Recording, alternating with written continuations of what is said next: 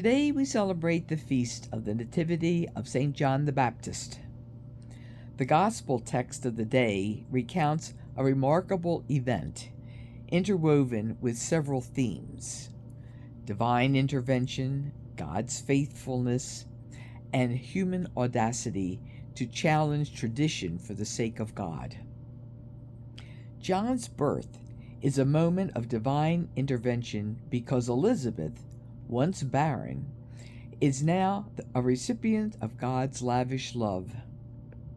This event signifies not only a long-awaited birth of a child, but it also marks a profound shift in the divine narration, setting the stage for the arrival of Jesus Christ.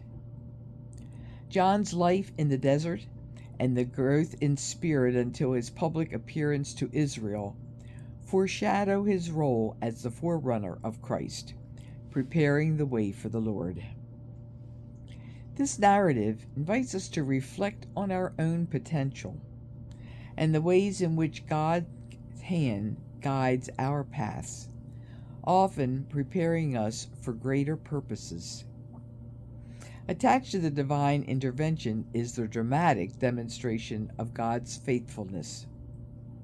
Zechariah's first words after regaining his speech are full of praises to God, an outpouring of gratitude and acknowledgement of God's faithfulness. Zechariah's journey from doubt to faith and from silence to proclamation symbolizes the transformative power of God's promises fulfilled.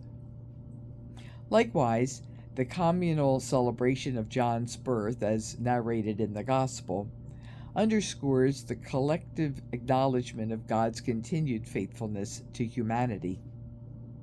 It reminds us of the power of shared joy and the crucial role of community in recognizing and celebrating God's faithfulness in our lives. It encourages us to trust in God's plans and timing, even when they silence our doubts or are beyond our understanding.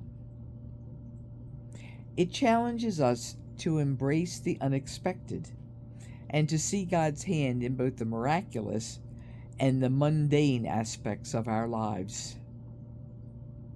Elizabeth's declaration, "He is to be called John," disrupted the traditional expectations. The family and neighbors seem to have expected the child to be named after the father, following the patriarchal tradition of the time. However, Elizabeth's insistence and Zechariah's affirmation upon naming the child against their tradition are significant. This moment not only marks the beginning of John's distinct identity and mission, but it also highlights the immateriality of human constructs before the divine purpose.